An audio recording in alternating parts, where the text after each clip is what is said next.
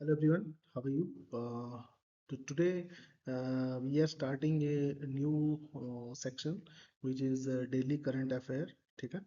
So हम लोग discuss करते हैं. देखिए सोर्सेस क्या है, ये मैं पहले बता देता हूँ कि this content is sourced by, इसके जो प्राइमरी सोर्स है वो न्यूज़पेपर है, दूसरे हैं कुछ रेप्यूटेड इंस्टीट्यूट्स. ठीक है, मैं नाम नहीं लूँगा, तो उनको भी मैं फॉलो करता हूँ, तो जो मुझे बेस्ट लगता है तो मैं उसमें से आपको देता हूँ. अगर आपको किसी में लगा कि ये यहाँ पे है, यहाँ पे है, ठीक है, तो ये कलेक्टेड फॉर्म है. ठीक है, so don't take it very, ये कि ये तो वहाँ से है वहाँ से है. देखिए हर चीज़ कहीं से ना कहीं से होता है. इम्पोर्टेंट ये है कि हमारे लिए क्या इम्पोर्टेंट है. ठीक है, so best should be taken. तो डेली इंपॉर्टेंट करंट अफेयर अभी आज से हम लोग शुरू कर रहे हैं. It will help you in covering your current affair. ठीक है, तो सबसे पहले हम बात करेंगे प्री क्रिमिनल लॉज को. इंडिया में देखिए आपको पता ही है, इंडियन क्रिमिनल लॉ आईपीसी, जो आईपीसी इंडियन पेनल लॉ है, और इंडियन क्रिमिनल लॉ है आईसीआर एल. ठीक है, इन दोनों को अभी इंडिया ने संशोधन करके, मतलब उसमें मॉडिफिकेशन करके भारतीय न्याय संहिता अप्लाई किया है. भारतीय न्याय संहिता जो हमारे यहाँ पे अडॉप्ट किया गया, उसमें तीन बेसिक चेंजेस हुए हैं.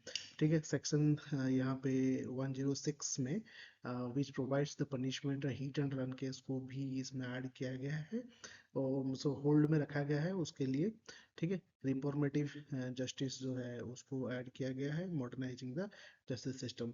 सो यहाँ पे मैं आपको बुलेटिन दे रहा हूँ, मतलब बेसिक चीज़ें बता रहा हूँ, और आप इसको डिटेल में एक बार जरूर से पढ़िएगा, आपको क्लीन समझ में आ जाएगा. This is information I am providing you as usual as the description. Just take a read and you will get the complete information. ठीक है, सो नेक्स्ट यहाँ पे है वर्ल्ड बैंक ने 1.5 बिलियन जो डॉलर लोन है वो अप्रूव किया है for the green energy boost. Green energy क्या होता है, सबसे पहले ये आपको जानना चाहिए. ग्रीन एनर्जी क्या है, अभी देखिए हम लोग ज़्यादातर एनर्जी थर्मल एनर्जी यूज़ करते हैं, हाइड्रो एनर्जी यूज़ करते हैं, जिसमें हमारे एनवायरनमेंट को इफेक्ट होता है. ठीक है, उसी को चेक करने के लिए अभी हम लोग ग्रीन और सोलर एनर्जी की तरफ जा रहे हैं. ठीक है, सो ग्रीन एनर्जी में क्या है, इसमें लो कार्बन एमिशन होता है जो हमारे एनवायरनमेंट फ्रेंडली है. ठीक है, सो इसके कई सारे पॉलिसी बनाए गए हैं इसी को ही प्रमोट करने के लिए, ग्रीन एनर्जी और हाइड्रोजन एनर्जी. ठीक है, जीएच ग्रीन हाइड्रोजन एनर्जी की पॉलिसी को रेगुलेट करने के लिए और इसी को इम्प्लीमेंट करने के लिए, एनहांस करने के लिए, एक्सिलरेट करने के लिए वर्ल्ड बैंक ने हमें 1.5 बिलियन डॉलर सैंक्शन किया है इंडिया को, ताकि इसको और एक्सिलरेट कर सके. ठीक है, why India is being supported, India को ही वर्ल्ड बैंक ने क्यों सपोर्ट किया. सबसे पहली बात यह है कि इंडिया की पॉपुलेशन बहुत बड़ी है. ठीक है, इंडिया की पॉपुलेशन बहुत बड़ी है, रिक्वायरमेंट बहुत बड़ी है, एनर्जी का खपत बहुत ज़्यादा है. तो इसमें हम लोगों का मेजर सोर्स ऑफ एनर्जी होता है थर्मल एनर्जी, जो कि कोयला बेस्ड होता है. सॉरी, क्योंकि कोयला बेस्ड हमारा एनर्जी प्रोडक्शन सिस्टम है, तो हम लोग बहुत ज़्यादा कार्बन एमिशन करते हैं जो कि एनवायरनमेंट के लिए बहुत ख़राब है. इसी को मद्दे रखते हुए वर्ल्ड बैंक ने सबसे ज़्यादा हमें सपोर्ट किया. ठीक है, अ, उसके बाद अभी अगर हम देखें, हमारे इंडिया ने भी काफ़ी सारी चीज़ों पे कार्बन एमिशन को कंट्रोल करने के लिए बहुत सारे पॉलिसीज़ भी बनाए हैं, बहुत सारे स्कीम भी बनाए हैं, जिसमें पीएम कुसुम एक आता है. ठीक है, और नेशनल ग्रीन हाइड्रोजन मिशन हमने बनाया है, फेम बनाया है to adopt electric and hybrid vehicles. हमारे यहाँ पे प्रमोट किया जाता है गवर्नमेंट के द्वारा सोलर एनर्जी के लिए और इलेक्ट्रिकल व्हीकल के लिए वगैरह. ठीक है, इसी को देखते हुए वर्ल्ड बैंक ने 1.5 बिलियन डॉलर हमको सैंक्शन किया है. यहाँ पे एक बात आती है, sustainable development goal SDGs, national indicator framework, NIF progress report ने, देखिए सस्टेनेबल डेवलपमेंट के ऊपर नेशनल इंडिकेटर फ्रेमवर्क एनआईएफ ने अपना रिपोर्ट पब्लिश किया है. ये पब्लिश होता है किसके द्वारा, ministry of statistics and programme implementation. इसको याद रखिएगा, अगर पूछता है कौन सा मिनिस्टर करता है तो ये करता है. ठीक है, तो एच डी जी और N I F consultation is concern of ministries, UN agencies and other stake holders. ठीक है, एनुअल रिपोर्ट इसी का आता है. एच डी का मतलब क्या है, सस्टेनेबल डेवलपमेंट ग्रोथ. ठीक है, गोल्स हमारे कुछ है। सस्टेनेबल डेवलपमेंट में मतलब क्या है, कुछ ऐसे गोल्स जो 17 एसडीजीज हैं, आपको आप इसको जरूर से जाइएगा, गो थ्रू करिएगा। 17 सस्टेनेबल डेवलपमेंट गोल्स हैं हमारे, जैसे हंगर है, पॉवर्टी है, ठीक है, इस तरह से कई सारे एजेंडाज अपने हैं। तो 17 सस्टेनेबल गोल्स हैं, इसको जरूर से गो थ्रू करिएगा, ये इंपॉर्टेंट है। ठीक है, नेक्स्ट आता है द मिनिस्ट्री ऑफ एनवायरनमेंट, ठीक है, approved funds for next phase of bustard recovery programme. Great bustard, आपको याद होगा, इंडियन ग्रेट इंडियन बस्टर्ड, ये एक बर्ड है, ठीक है, आपने देखा ईमू पक्षी जैसा बहुत बड़ा सा बस्टर्ड, ग्रेट इंडियन बस्टर्ड होता है, और ये उड़ीसा स्टेट का नेशनल बर्ड भी है, ठीक है, इसको याद रखिएगा। ये न्यूज़ में क्यों है, इस ये जो है ना करीब करीब एक्सटेंट के कगार पर है, एग्जिस्टिंग इसका खत्म होने वाला है, तो इनको कंजर्व करना जरूरी है, एक स्पीसीज को कंजर्व करना बहुत जरूरी है, ठीक है। तो ये प्रोग्राम 2016 से रन करता हुआ आ रहा है, ठीक है। Implement wild life institute of India इसको इम्प्लीमेंट करता है। अभी 2023 से 2024 से 2033 तक इसको एक्सटेंड किया गया है। इसमें क्या है, इसके डेवलपमेंट है, इसका कंजर्वेशन है, इसका फर्टिलाइजेशन है, ब्रीड एनहांसमेंट है, एक्सेट्रा, ठीक है। इसके लिए अभी मिनिस्ट्री ने फंड अप्रूव किया है। Impact of climate changes on marginal farmers report by FEED, ठीक है। सबसे पहले FEED क्या होता है, forum of enterprises and equitable development, इसका फुल फॉर्म है, ठीक है। इसने अभी एक रिपोर्ट पब्लिश किया है, डेडिकेट किया है मार्जिनल फार्मर्स जो होता है ना, मार्जिनल फार्मर्स को क्लाइमेट, मार्जिनल फार्मर्स मतलब जो छोटे लेवल पे फार्मिंग करते हैं, उनको क्लाइमेट चेंजेस से क्या क्या दिक्कत हुआ है, इम्पैक्ट क्या हुआ है, इस बारे में फेड ने रिपोर्ट पब्लिश किया है। Vulnerability due to the extreme weather, over one third of marginal farmers had to cope with extreme weather event at least twice in 5 years, ठीक है।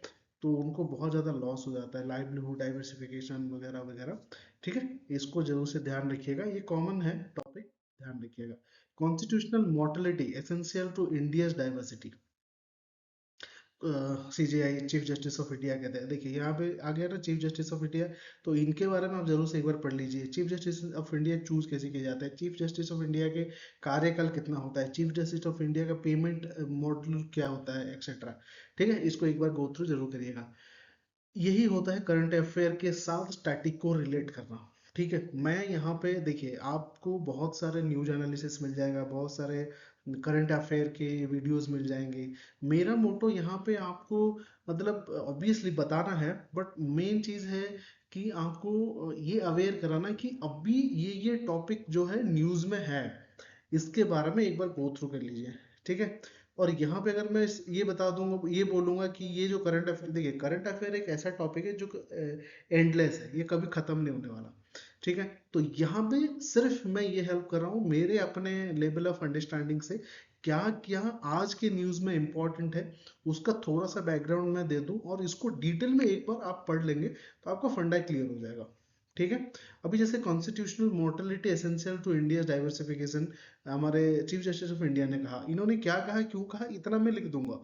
अब चीफ जस्टिस ऑफ इंडिया उनको चूज कैसे किया जाता है, कॉलिज्म क्या होता है, उनकी सैलरी कितनी होती है, उनका ड्यूरेशन ऑफ होल्डिंग ऑफिस कितना होता है, ये सब चीजें आपको एक बार गो थ्रू करना पड़ेगा। देखिए सिंपल सा है, लक्ष्मीकांत से आपको मिल जाएगा, गूगल भी कर लेंगे तो भी कोई दिक्कत नहीं है, ठीक है।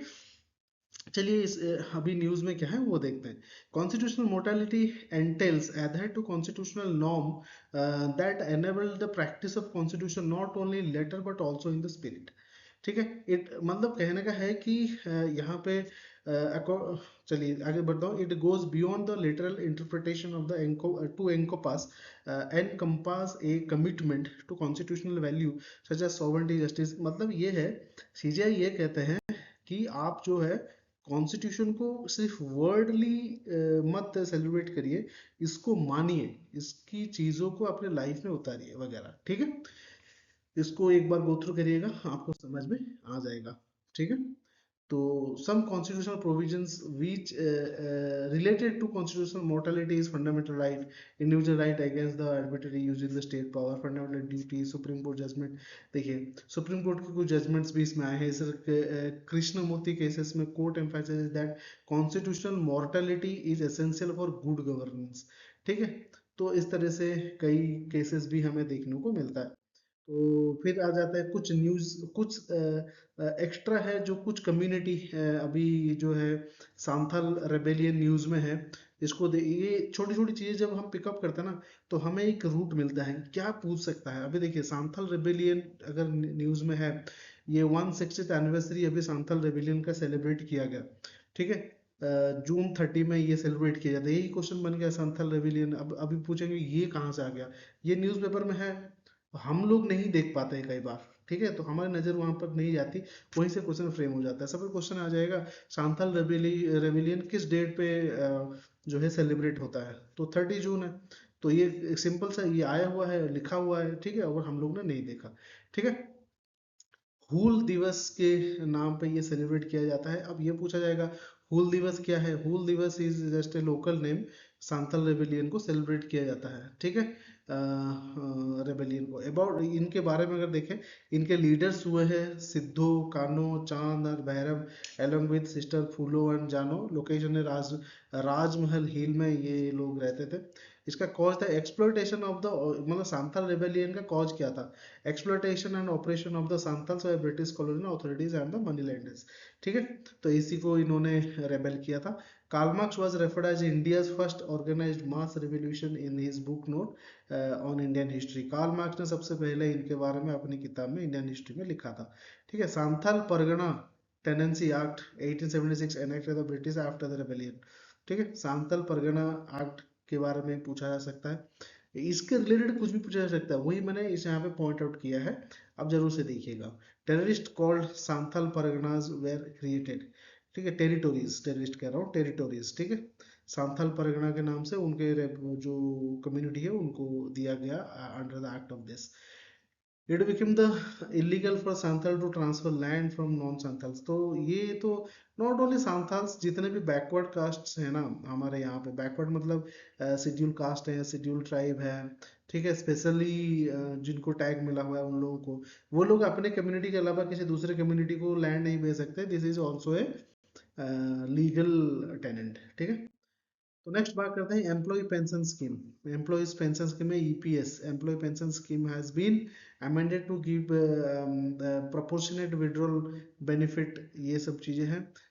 1995 से ये है। नोडल मिनिस्ट्री, मिनिस्ट्री ऑफ, इसको कौन कंट्रोल करता है, ministry of labour and employment. Pension scheme EPS is a defined contribution and defined benefit. ठीक है, पहले हमारे यहाँ पे होता था ना, बहुत सारे बच्चे होंगे या बहुत सारे जो मेरे वीडियो देख रहे होंगे, उनके पेरेंट्स या ग्रैंड पेरेंट्स पेंशन होल्डर हो सकते हैं। तो उसमें स्ट्रेट होता था कि 50% ऑफ योर सैलरी और some amount of your salary you will get as a pension and certain amount you have to contribute in the saving. ठीक है, so scheme employees pension fund made up of contribution by the employer. 8.33% wage का वो employer करता है। Central budget to 1.6% wages amount of the 15,000 per month जिसका है उसको मिलेगा।